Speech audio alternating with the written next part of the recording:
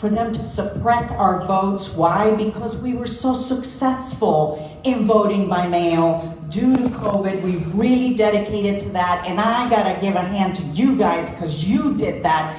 This specific club is the reason that so many Democrats voted by mail and made sure that they delivered those ballots.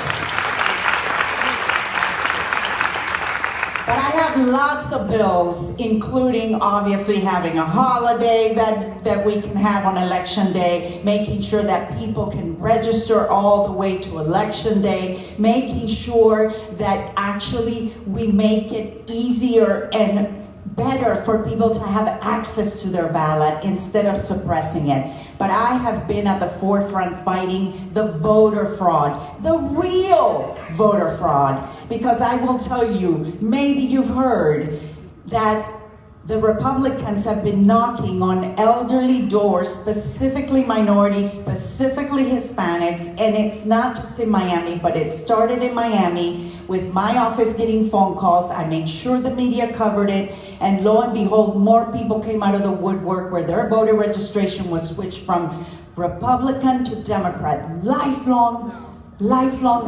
Democrat to Republican. Lifelong Democrats switched without their knowledge. There's an investigation going on in Miami, and because of the fact that I've been fighting this, we've been able to now uncover that it's also happening in Hillsborough. There's an investigation now in Hillsborough, and now we know that it's happening in Duval. I reported it, and there's an investigation in Duval. And let me tell you, if you think for 1 minute that they're not doing all kinds of shenanigans to make sure we don't win, they are, and they will do everything in their power, from SB 90 to the police force that they just passed this year, which is completely unacceptable. And let me tell you, for a group that says that we can't win, they must know something, see something, because clearly they're passing lots of laws to make sure that we don't win.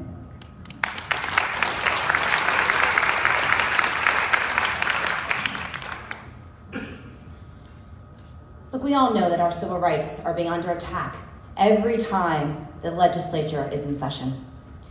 Rights that so many people, for generation after generation, lost their lives fighting for, were arrested for, and fought up for. The first opportunity that I had after graduating from law school to protect our voting rights, I became a voting rights protection attorney in 2004, standing up in Jacksonville day in and day out during that election to make sure that there was eyes and ears and an attorney on the ground.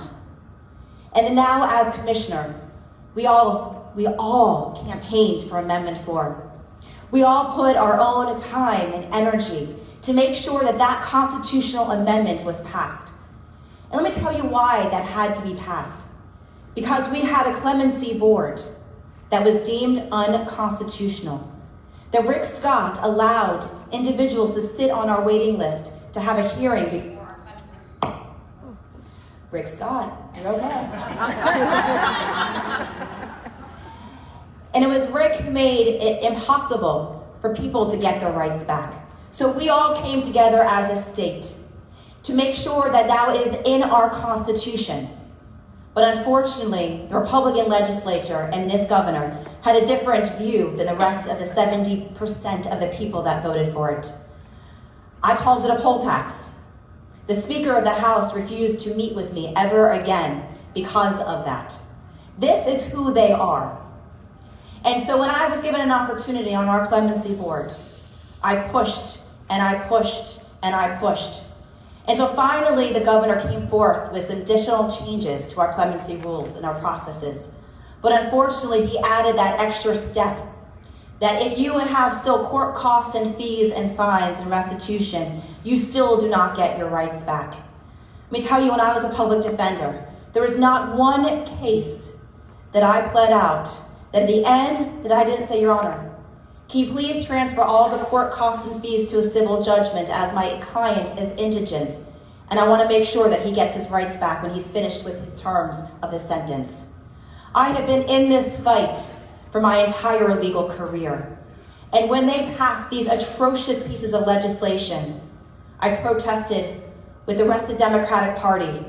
That will not end that protesting, that fight, to make sure that every single person has a right to vote, because that is fundamental to democracy. Everything we talk about is impossible without the right to vote. And I will continue to defend an individual's rights, whether or not they have been in jail, because if they've served their time, then come back into society and make sure that they're part of society. Thank you.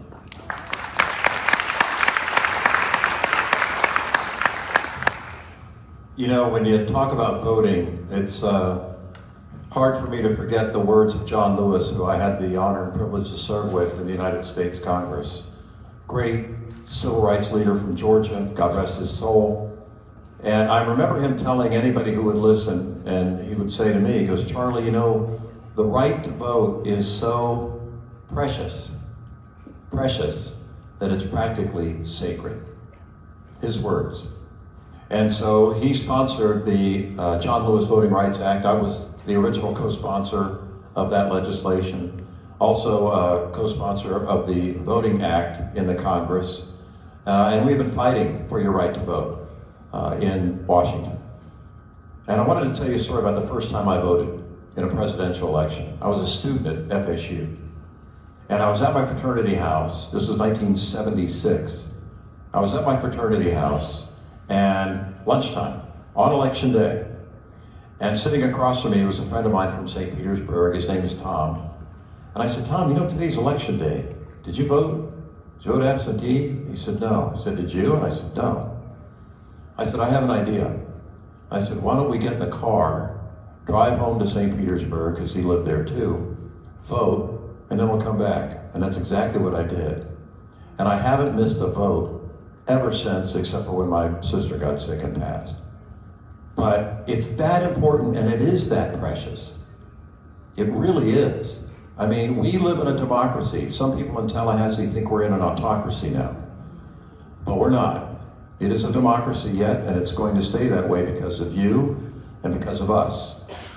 And it's vitally important that we stay focused on that during the course of this campaign, because getting the vote out is the most important thing that all of us can do. Something else I wanted to share with you. And it's not a bill I co-sponsored, it's what I did as governor. We were in the 2008 election. I was still a Republican. I hadn't seen the light yet. It got bright though. Anyway, we were having long lines at the polls. This is toward the end of the election. It's Barack Obama versus John McCain. I get a call from then State Senator Dan Gelber, who's now the mayor of Miami Beach. And Senator Gelber said to me, he said, Charlie, have you seen these long lines at the polls all over the state? We need to do something about that. You need to do something about that. And I said, well, what can I do about it? He goes, you can sign an executive order to extend the hours of early voting. And I said, do I have the authority to do that? He goes, I don't know, but try it. I tried it. We did it.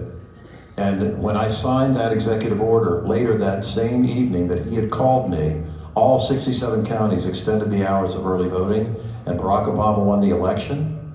And the Republicans, my then Republican friends, weren't too happy about it. They said, why'd you do that? I said, because when I got sworn in, I didn't get sworn in as the governor of the Republicans of Florida. I got sworn in as the governor of the people of Florida. Thank you.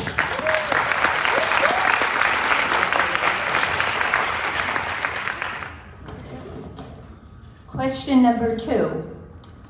Florida's Republican-led legislature continues to impede public education.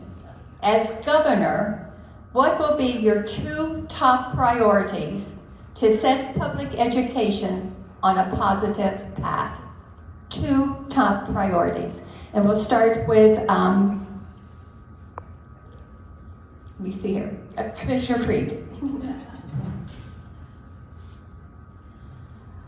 As I started this evening, I talked about the fact that my mother was a preschool teacher, and that I'm a graduate of our public education system, and that I represented Broward school boards for years. Education is the fundamental aspect of our state.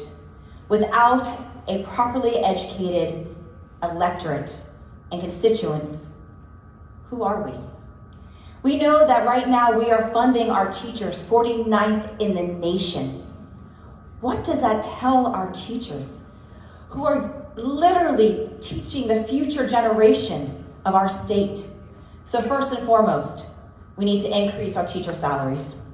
And I don't mean just for those that are 0 to 10 years, but all of the teachers that are in our public education system.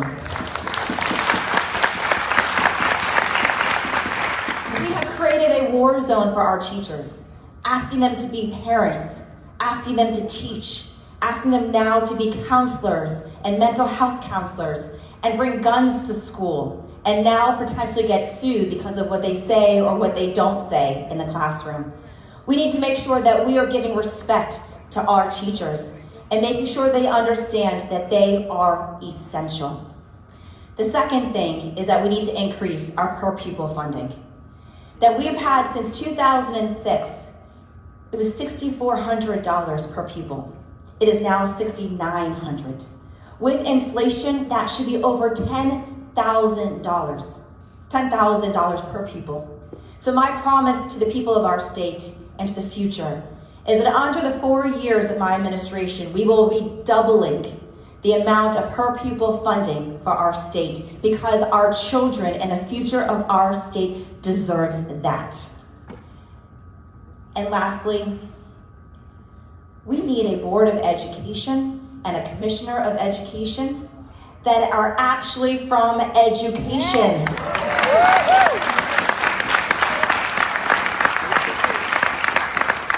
Enough of the nepotism, enough of the cronyism, enough of political paybacks onto our boards. And we've got to stop disrespecting our board of ed, our different school boards. They are the ones who saved our children the last couple of years. We need to give them the power to do what is right for our locals and to do what is right for our children. We need to bring respect, dignity, and pride back into our public education system. Thank you.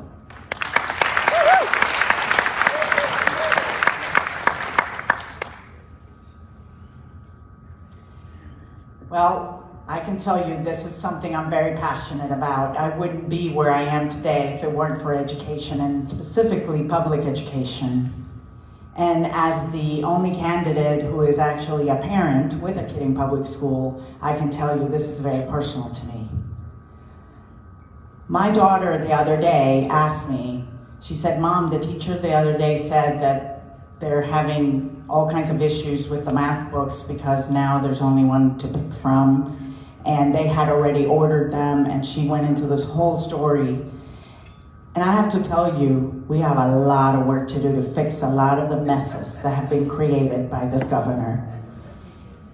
But more importantly, we need to repeal all those horrendous, hateful bills, because now we already had a teacher shortage. So one of the first things that I want to make sure we work on is recruiting teachers, not just by paying them more, but by respecting them. In addition to that, we need to make sure that we actually are creating teachers because, for example, there's a lot of talk about the math books, but did you know that there's over 500 teacher openings across the state, but only this year, only around 93 people took the examination and passed it, so we only have 93 new ones. We have a crisis, and we should be thanking our teachers for what they do, admiring them, and truly letting them do their job. And I will tell you, as a mom and a member of the PTA, I know how hard these teachers work. And I know they deserve to be respected, and they deserve to teach our kids, because I'll be damned if my own daughter will not learn about history, because if they don't learn about history, history's gonna repeat itself. And one more thing, I want to expand early childhood education. One of my proposals is to expand pre-K to a full day, because who works 3 hours a day after all? And let me tell you, we only spend $13 on that pre-K education, but we spend over $60 a day incarcerating those same kids we did not invest in, most of them black and brown. So I will tell you, under a Tadeo administration, we will invest in public education. We will make sure our kids have a bright future and a pathway not to prison, but to a bright future. Thank you.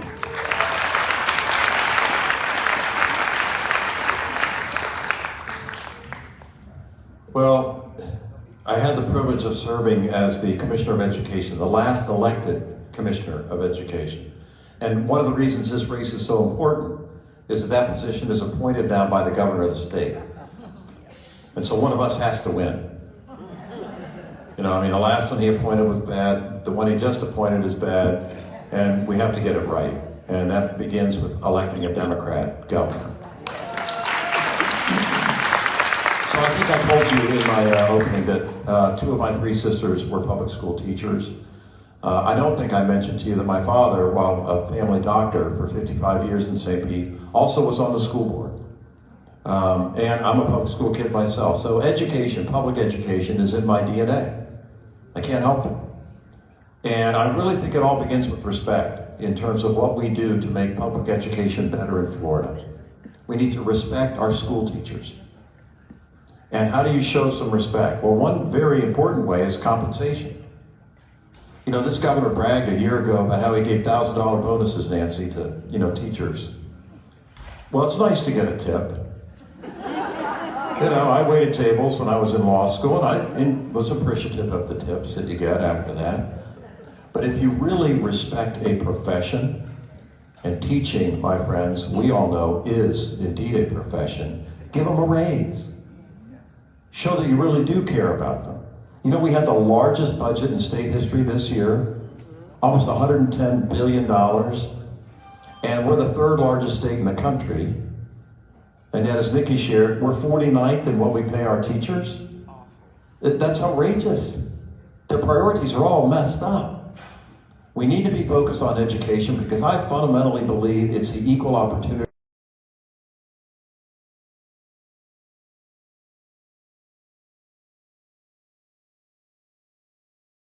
Everybody, no matter what your neighborhood is. That's what we have a fundamental obligation to do. In fact, it's in the Florida Constitution that we have to provide a quality education to all of Florida's children. I'm committed to it. I have been my whole life. When I served as Commissioner of Education, I advocated for teachers to be paid $100,000 a year. People thought I was crazy. Well, maybe I am. But I know who needs and deserves respect. And one way you do it is send a signal. And I was sending a signal that this is something important, that we have to be fundamentally focused on what matters the most to our children in education today. They're not, we will be, we gotta win. Thank you.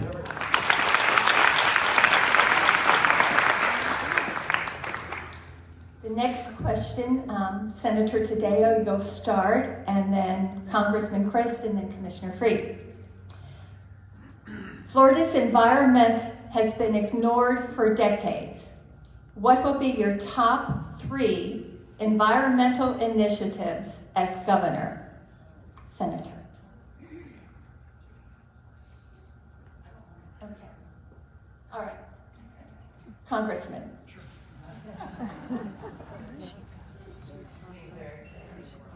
So the environment, I mean, it's Florida, right?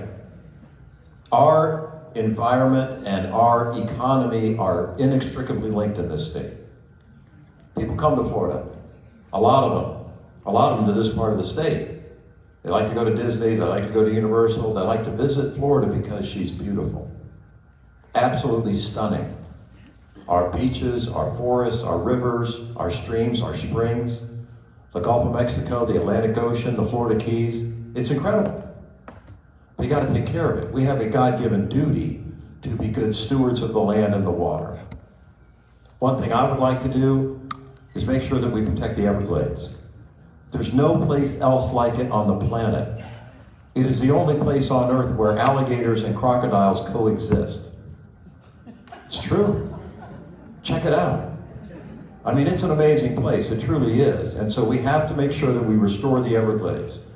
I got started on a program to do it before when I was your governor. We purchased about 70,000 acres of sugar land in order to restore the natural flow of water to do it right. Then we hit the Great Recession, which wasn't great at all.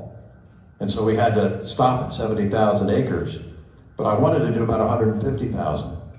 Elect me and we'll finish the job because the economy's a lot better now. And like I told you, they just had the largest budget in the history of the state of Florida this year. These things can be done. And we got to stop red tide and algae blooms. I live in St. Pete on Tampa Bay. And in my part of the state, we had the worst red tide we've ever had in my life. I've never seen so many dead fish on the top of the bay.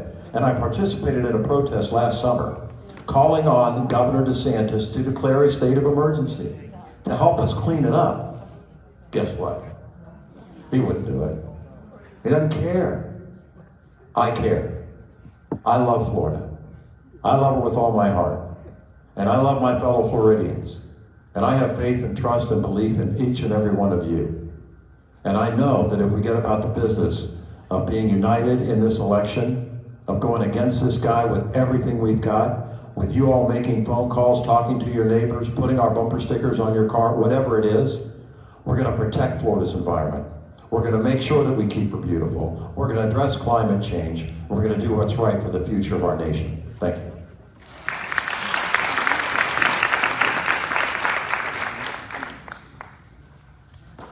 Well, I will tell you, I started talking about the red tide.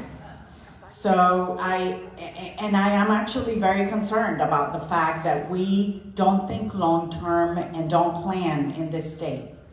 And we depend, our economy depends on so many visitors that come here. So obviously, every time that there is a problem, it creates a problem for everyone, and we don't protect our beautiful land. So I will tell you, as governor, I will make sure that we actually think holistically as to what's in the best interest long-term to plan for sea level rise and climate change, because we have not planned and we have not thought of what it will do to the economy, what it will do to our insurance crisis that already exists, what it will do to the homes that everybody owns and to the value of the real estate, and what it will do to all the visitors. So we need to start thinking way in advance, start planning so that we can ensure that our economy is not affected by all this. That's why my first bill when I got elected in 2017 was specifically dealing with making sure that people knew that their insurance that they buy for the hurricanes doesn't include flood. And it was astonishing to me how many people didn't have that coverage, and yet we know that sea level rise is a real problem and it's coming, and we need to make sure that people know and are covered. We also, I will tell you, this governor decided to name a task force, the Blue Jean Algae Task Force. And it was really good. He actually put a bunch of experts, scientists. They came back with this huge recommendations. We probably killed a tree in the process of printing them, but nothing has been done. Nothing has been implemented. Enough of the governors who just pretend to care about the environment. Let's elect a governor who's actually going to do something and implement those recommendations from the experts. And let me end by one other bill that I'm very passionate about, and that is our water. Our future wars are going to be about water. And yet in the state of Florida, our beautiful, beautiful natural springs, we give that water away to corporations. My bill would no longer allow that, and as governor, I'll make sure it gets done. Thank you.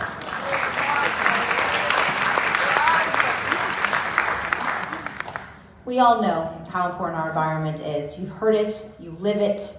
Without clean air, without clean water, we can't sustain an economy in the future of our state. That's why I ran on it in 2018. For those who remembered my campaign, I had 3 W's. Weed, water, and weapons. It was very easy to remember the 3 W's. Added 4th, woman, and 5th, one. But this was something that I campaigned on, and something that as soon as I got into office, we got to work. We made sure that we cleaned out our entire agriculture water policy department, made sure there was going to be individuals in there that were going to uphold the standards, to make sure that we were holding agriculture accountable for any of the nutrients that were going into the waterways. We also had a clean water initiative that we initiated last year, making sure that we were going out to all the agriculture water initiatives in our state. And also last year, I worked around the clock to make sure that we were eliminating styrofoam here in the state of Florida. We got all the way through the rulemaking process, got everything done, sent it to the legislature, and what do? Nothing. And last week, we announced that we initiated our goal-making process to have 100% renewable by 2050. So again, already putting into action. One of the other greatest things that I did as Commissioner of Agriculture is we legalized hemp in the state of Florida. For those who don't know how important the hemp plant is, this is going to be an industrial revolution for our state. Look at all the plastic that's in front of you. Hemp is going to replace that. It is going to replace our styrofoam, our plastics, used as hempcrete, biodegradable. It is going to be used as insulation into our cars, into our airplanes. Going to be used as biofuels, all biodegradable, uses less water. This is the type of governor that you need, that is going to be thinking outside the box to be fixing the issues of the day. And Charlie's right, the Everglades has to be a #1 priority for restoration of the Everglades, because without it, who are we as Floridians? The second is to make sure that that goal that I just set last week of 100% renewable by 2050, I only have the power to set goals. As governor, I can put it into actual action. And third, you has heard about the red tide out in the West Coast. Do you know how many gypsum stacks we have in the state of Florida? 27. They are all ticking time bombs. Under this governor administration, I promise you, there will be no more permits for gypsum stacks, and we will be shutting down those stacks and cleaning out our water. They are ticking time bombs that are going to impact all of us. You need a governor who's going to fight for these issues, and it's what I've been doing for 3.5 years as your commissioner.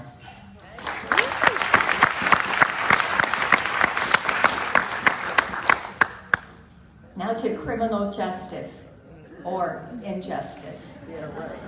Florida's prisons are overcrowded, prisoners report unaddressed mistreatment, and prisons are understaffed. Yet the Republican-led legislature continues to pass ever-increasing sentencing laws. What do you think is wrong with Florida's criminal justice system, and how would you improve it?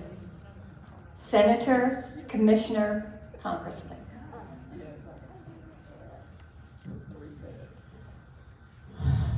Well, I talked about our pathway to prison as a state. We have truly been investing so much, and we have people profiting from incarcerating, especially our Black and brown communities.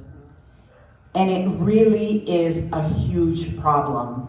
So the #1 thing that I think we need to do is we need to invest in our kids, in giving them a bright future, which I already spoke about, because by the time they get to school and they're behind, we are spending a lot of money on remediation and on trying to make sure that we teach them things that really you should have learned way, way earlier, including how to behave and not resort to fighting and to violence. And that is something that comes very, very early on. As institutions, we have a major crisis as well, where we don't have enough people in those institutions. I serve on the Criminal Justice Committee, and it's partly because of the pay. because they get trained, they work at our prisons, and then they turn around and go work for a county or a local municipality that pays them a lot more. And that is a major problem that we have to fix, but it's going to take money. But it's also going to take not having all these people in prison, which is why I have worked in a bipartisan way to reduce and actually allow for gain time, and to educate those that are in prison so when they come out, they actually can get a job. Because before we worked on some of these bills, they were coming out, and yes, we were training them, but they came out, let's say, they learned how to be a plumber. Well, they couldn't go get a plumbing job because they didn't have a certificate. But yet we spend the money from the taxpayers training them. But we wouldn't allow them, and then they had to do it all over again, and where were they going to get the money to get the training? These are the kinds of common sense things that we're not doing because we think of them as forgotten. And yet, it's supposed to be a place for them to be able to rehabilitate and go back to society so they don't end up back in prison. And that is why, as well, I passed a bipartisan bill for the expungement of our kids who got a record many times for possessing small amounts of some kind of drug, bless you. And that was vetoed by DeSantis, but we passed it again this year, and I can tell you, I hope this is the year that we finally have the expungement bill for our youth. Thank you.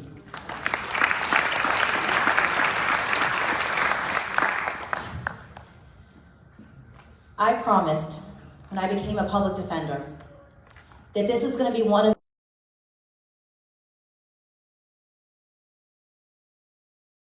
I saw the injustice of our system. I was in our jails visiting clients and saw the conditions inside of our jails and saw too many of my clients stuck on the criminal justice wheelhouse. We need more programs for diversion, to expand our drug court, to expand our mental health court, to recognize that so many of our individuals that are in our criminal justice system are there because of the lifestyle that they have that they have been brought into. A lot of it is mental health. A lot of it is addiction to drugs. That has to be fixed. I can't tell you how many cases that I defended where they were stuck with a 3 strikes and they're out, and sentencing guidelines that a judge had no option but to sentence them under. I still have nightmares over one of the cases of a woman who was charged with trafficking of MSD. And she had been an informant for 3 years, and her life was finally on the line. And I turned to the state attorney, I said, can she please get an opportunity to get back her life? And the state attorney said to me, I'm sorry, Ms. Freed, either she pleads out and serves a 15-year mandatory minimum sentence. 15 years. She had gone back and gone to work and got her daughter back and fixed her life. I had to stand in front of a judge for 2 hours, bring witness after witness after witness. And at the end, the judge turned to me and said, I'm sorry, Ms. Freed, I have no choice but to sentence your client day for day. That has to be fixed, including a 1992 piece of legislation that I'm sorry somebody on the stage worked on passing, that forced individuals to serve 85% of their sentence. We still have Black and brown men and women that are sitting in our jail system that should have been let out, who should have been given more gain time. And the other thing that we have to fix, we have to legalize marijuana. That is something that is so important to our criminal justice system. Expunging records. Stop having our police officers arresting individuals that don't look like us for minor possession charges. That is how we're going to fix our criminal justice system, by having a governor who gets it, who is passionate about it, and who's going to make a change to the way we see our system. Thank you.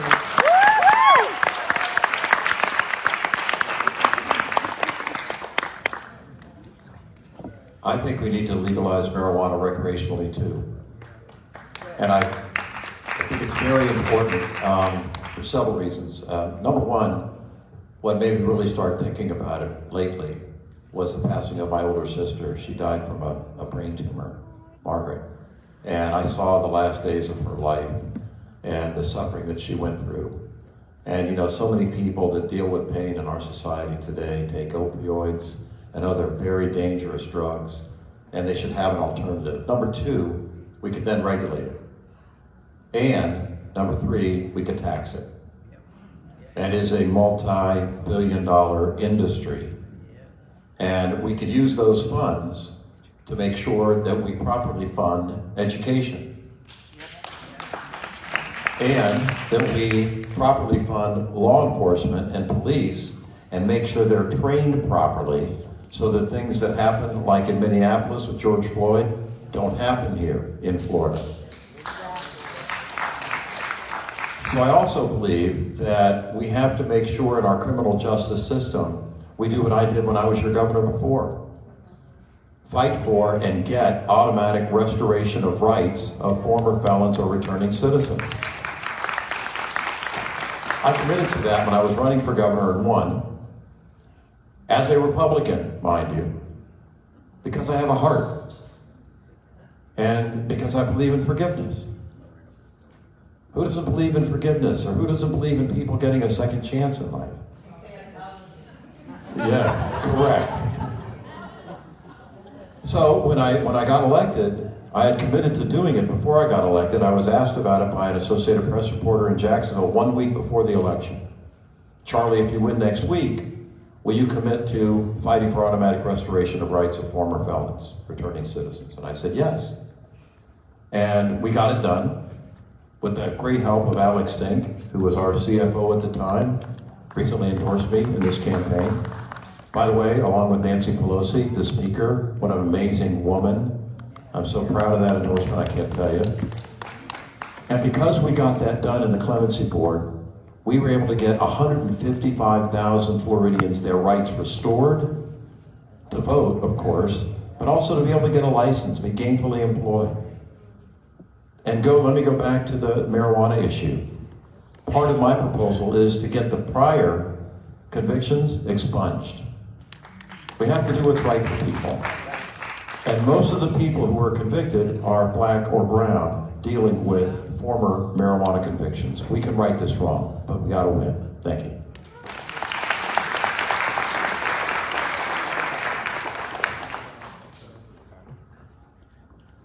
The current governor has been leading the culture war in Florida, and the Republican-led legislature has been eager to pass laws to cement this war. What is your solution to addressing such laws as the Woke Act, the Don't Say Gay bill, abortion restrictions, book banning in our schools, etc.? We'll start with Congressman, then Senator, and then Commissioner. We need to repeal every one of those laws. Every single one. And I think I finally figured out why he's doing that. I don't know if he believes in that stuff or not, but I know what he does believe in. Wanting to be the next president of the United States and walking over Floridians to try to get there. And that's wrong. We're Florida. We are not a stepping stone. We are a special place. And when you pass those kinds of laws that really only appeal to the hard right, red meat, Republican primary voter, not even general election moderate Republicans, it's clear to me what he's doing. It's completely transparent. He is much more concerned with Iowa voters than he is with Florida people. Ambition's okay. I've been an ambitious man in my life, but blind ambition is not okay. And I think he is severely miscalculating all of us. No question about it. And that's why we have to repeal all those silly laws and make sure we get back to addressing issues that Floridians care about. How about your property insurance bill? You know, how about being able to buy a house in Florida? Good luck with that. It just came out yesterday that we're the most expensive state to live in now. Miami's the most expensive city to live in. What's up with that? Nobody's got your back in Tallahassee, in the legislature, or the governor's office right now. And the reason is they're focused on this right-wing agenda because he wants to be the next Republican nominee for president. Well, enough of that. It should be about people, not politics. And to that guy, it's all about politics. That's all it is. You deserve better. Florida deserves better. We're about to get better. 8 months from now, we're going to turn Florida blue at 22.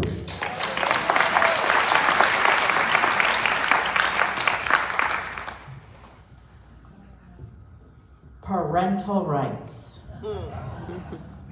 That's what he likes to say. It's all about parental rights. As a parent, you're darn right I got rights. And my rights are to ensure that we actually teach our kids the things they need to learn and that they go to school to be able to grow their minds and fulfill their dreams. But he's doing this, Charlie is 100% correct. He's doing this because he's more worried about being president. But think about that for 1 second. Think about all the damage that these bills have brought on to our state, to our kids, to our teachers, to our minority communities, and to our women. And yet, he only cares about being president. That's why we must repeal every one of those bills, and I will, from the governor's mansion. Now, let me say this. Did you know, because there's a lot of things we talk about in these bills, but did you know that there is a line, for example, in the bill about teaching our kids, where our law currently now says we shall teach the Holocaust.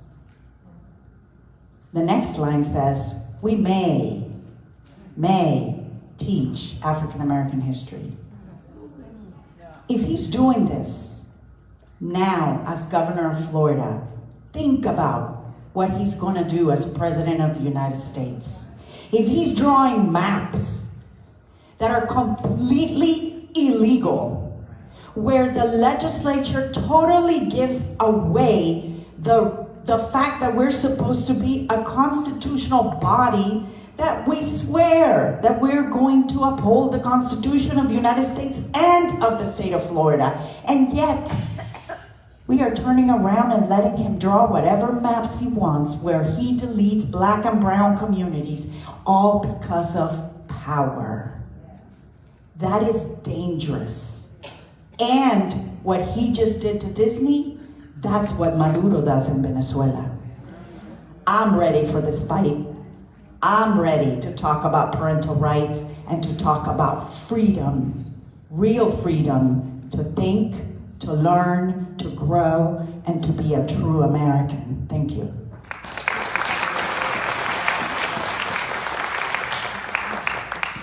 Unfortunately, today we also added another issue onto that list. If you all didn't see what he announced today, we're going to have open carry in the state of Florida.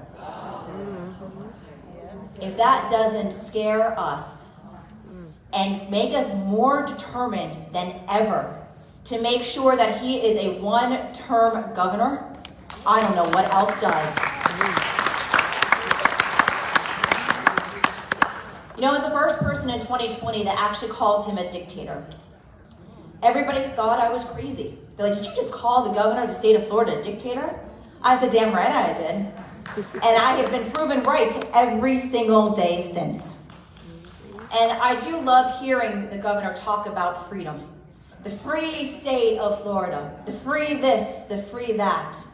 And so much so that at the beginning of his state address, he talked about in his opening line. You know, when we took the oath of office, we promised to defend and protect the people of our state, to rise above the partisan politics, to bring people together. His first line in his opening of his state, we were right and they were wrong. Immediately dividing our state. That is not what a public servant is supposed to do. You're supposed to serve all of the public, regardless if they voted for you, regardless if they voted at all. And this governor has forgotten his oath of office. And they're all right, and you all know it. His eyes are on Washington, D.C., and he is stepping on us every single day to get there. And the way we stop him is by voting. Because let me tell you something else that has to happen. We know that every one of these bills is going to be sued upon. Every single one of them. Do you know what the governor has the power to do?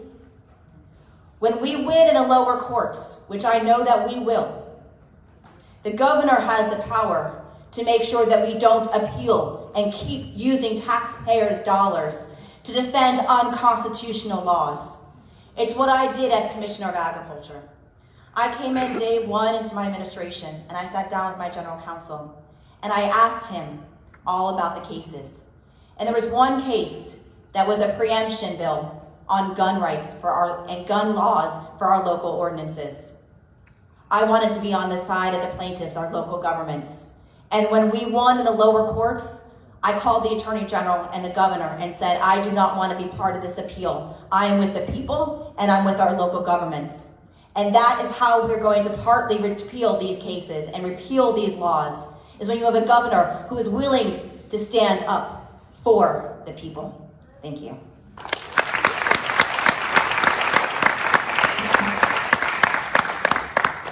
This last question was a question from our state president.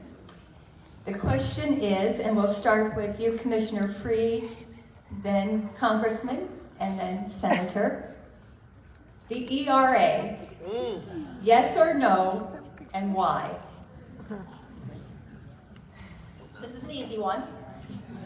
I think it goes back to the question that we were just asked of why this is so important. So the answer is absolutely yes. For so many reasons. First and foremost, look, as women, we know that we do not get equal pay. As an attorney that was practicing in the private practice for many, many, many years, I knew that my male colleagues were making more. We have done so much and gone so far, but we are not there yet. And some of the things that I did as commissioner, one of the first things I did was expanded the anti-discrimination policy inside of my office to make sure that we were protecting our LGBTQ plus community, all of them, from discrimination inside of my workforce. That's the type of governor that we need. A governor who understands that everybody is created equal, but unfortunately right now is not created equal underneath this administration. We need to be putting together a platform that lifts everybody up, that gives everybody an equal opportunity. And so we've got to pass the EPA. We've got to make sure that this is something that is a priority here in the state of Florida, and we make sure that Washington, D.C. does the same thing. It is way past time. But only until we get a Democratic governor is that going to be fulfilled here in the state of Florida. So you have my support. You have my commitment. It is something that I have been fighting for my entire life, and it's something that I will continue to fight for as your next governor of the state of Florida.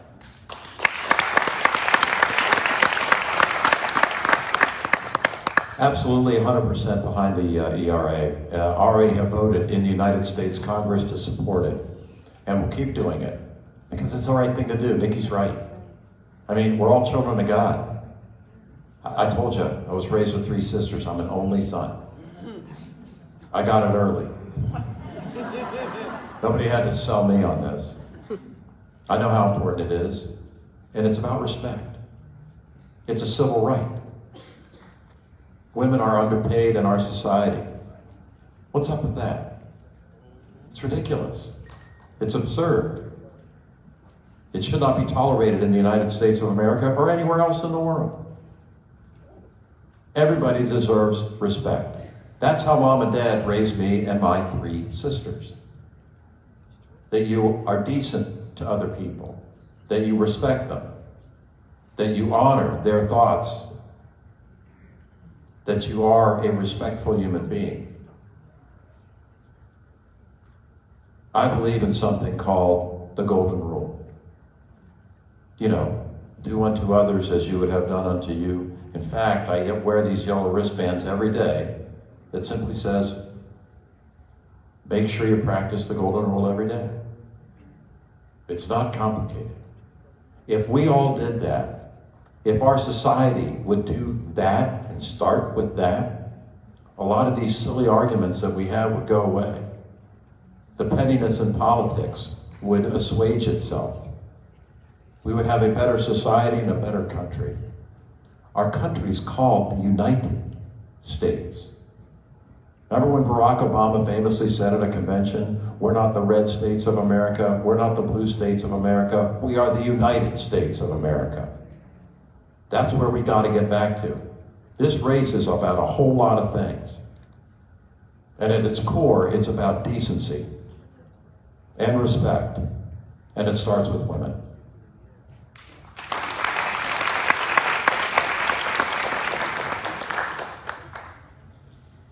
I can't believe we're having to talk about the Equal Rights Amendment, and I'm being completely serious about this.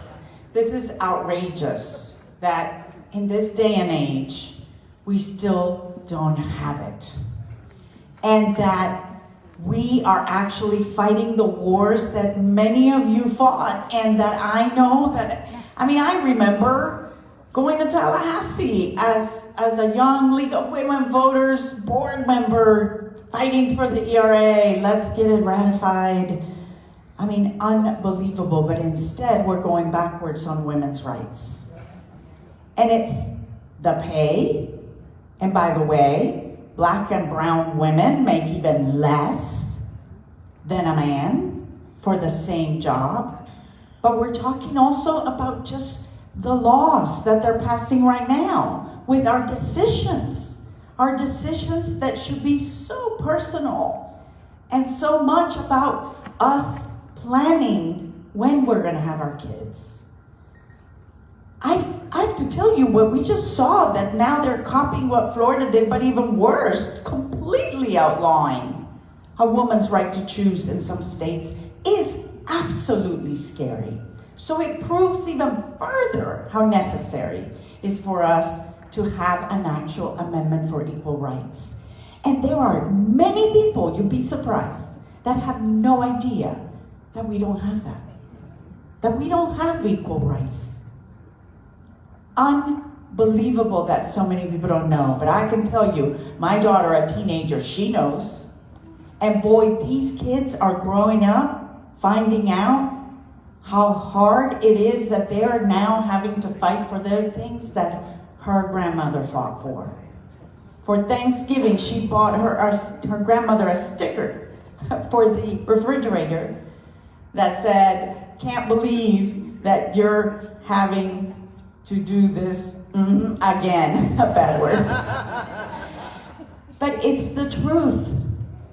We need to organize, we need to make sure that we have more of our voices at the table, that we elect more women, that more women run, so that we can make sure that, boy, we don't have all those men making decisions for us, because it's not going to happen to my daughter like it's happened in my generation. Thank you.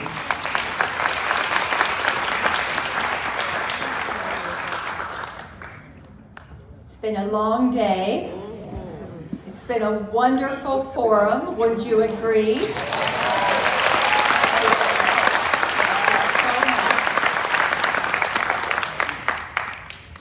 The last thing we have is a 2-minute wrap-up for each candidate, just to summarize what you've heard.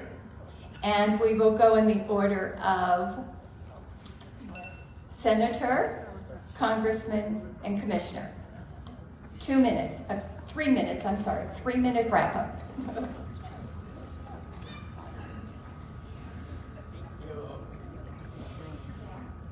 You know, people all across this country and right here in Florida are saying we can't win, that DeSantis has a lock-in.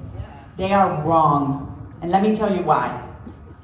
The county I represent in Miami-Dade is true. Biden had the worst collapse in Florida history in Miami-Dade. 23 points less than Hillary Clinton. 15 points less than Andrew Gillum. But we did that because we didn't fight back the attacks on socialism. And I can tell you, we will fight back the attacks on socialism. At a time when the attacks are on parental rights and all the attacks on our minority communities, we know that we must win back the Hispanic vote in order to win in Florida. And as someone who has won twice and represents a district that Trump carried by 6 points, I am that someone. How about if we nominate a mom with a kid in public school, a woman who has met a payroll with her small business for 30 years, and a woman who has that fighting spirit that we need in order to win. And I am going to close by telling you, because I told you about what got me into this. But you know, after I won that special election, I got a call from my alma mater and they said, come back, give the commencement speech at the University of North Alabama. And I was like, oh my God, this is deep red Alabama. They're going to kick me out if I tell them how this all got started. But I decided that I needed to tell the story because it's bigger than me. It's bigger than the politics of division and hatred. And I went into this huge stadium, gave my talk with my big smile and my accented English, and I was not booed. I was not thrown out. Instead, I got a standing ovation. And I want you to know that is the reason why our tagline is believe. Because I know that it's up to us Floridians, and especially women, to bring out the voters, to excite the voters, to let them know that we will have someone to vote for, not just someone to vote against. And that we are going to bring people together because, my fellow Floridians, I believe in Florida and I believe in us. Gracias.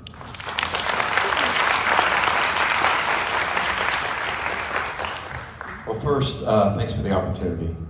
It's been a pleasure to be with all of you tonight, and I think it's been a great forum too. I want to make a commitment right here and now. You know, we have a primary, obviously. And when that primary concludes, if I don't win, I will immediately endorse either of these two wonderful people. Because we have to. The only way we're going to beat this guy is by being united. It's true. And you know, President Obama used to always say, you know, when we vote, we win. Well, we have to vote together. We have to be united. And we have to be a force for good. That's what this is about. This is good versus bad. You're good. We're good. He's bad. You know, it's crystal clear. No pun intended. But what's really important is the fact that he is bad. He's bad for Florida. He's bad for people. He is horrible for women. He's bad for public education. He's bad for the environment. He's bad for minorities. He's bad for voting rights. He's bad for civil rights. Is he good for anything? No, we know that. So when the primary is over, we have to be a force that is unstoppable. When I announced for office, for this office, it was May 4th of last year. Next week it'll be 1 year. May the force be with you. And when we're united, I guarantee you, we will win this election. Don't forget that he won the governor's office by the smallest margin in the history of Florida. You know, and Annette referred to it, and she's right. People view him like he's some kind of Goliath.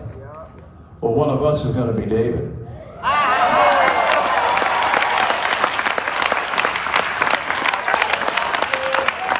So thank you for being so kind. Thank you for listening. I'm asking for your vote. We have to ask for your vote and be humble enough to do it. It's important. I'm asking for it. We all need it. We all need to be united. God bless you all, and thank you again.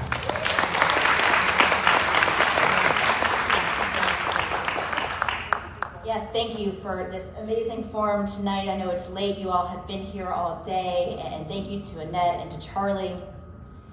It has been a long, almost 3 decades of one-party control of our state. And so we're not just running against Ron DeSantis. We are running against 4 consecutive Republican governors, 13 Senate presidents, 14 speakers of the House. We have a government that is no longer connected to the people of our state. We are here today because of this moment, because of what we have seen for the last almost 30 years of our state. We cannot get this wrong. Our democracy of our state and of our nation depends on it. We have to rise up and to make sure that every single person in our state understands that we as Democrats understand what is happening to them every single day. We understand that Florida is no longer affordable for our teachers, for our first responders, for our seniors. We have to make sure that we are coming together. We're lifting up those voices. You know, in 2018, everybody thought I was out of my mind running for Commissioner of Agriculture, a Jewish girl born and raised in Miami, and a seat that has been dominated by white male Republicans. Not only did we prove them wrong, we flipped a seat by almost 1 million votes. And that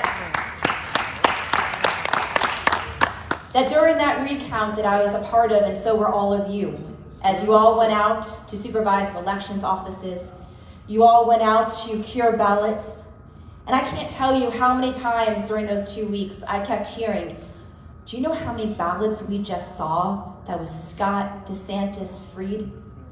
People went into that ballot box and crossed over to vote for me. We have to get this right. There's too many things that are on the line in this election. Too many people that are counting on us. Because you know who loses when we lose? The people. They do. The people do. The woman that I met during my higher standards, lower cost tour, who's raising 3 children and doesn't know how to pay rent next month. We have to win for her. Yes. And we have to do this together. And Annette is right. We have to make sure that people know that they have a reason to vote for us, not just against them. So being here as our only statewide elected Democrat, I know how to win our state. Make history. Make history with me by electing the first female governor of the state of Florida.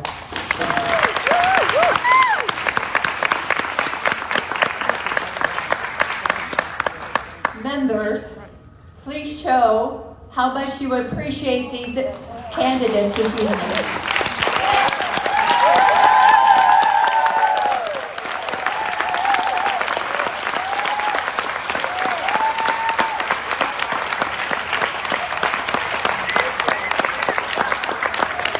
I know I speak for all of us. No matter which one wins, we will have a Democrat in Tallahassee. Thank you all so much. You're welcome to stay, mingle, or whatever. I would be remiss if I didn't recognize Senator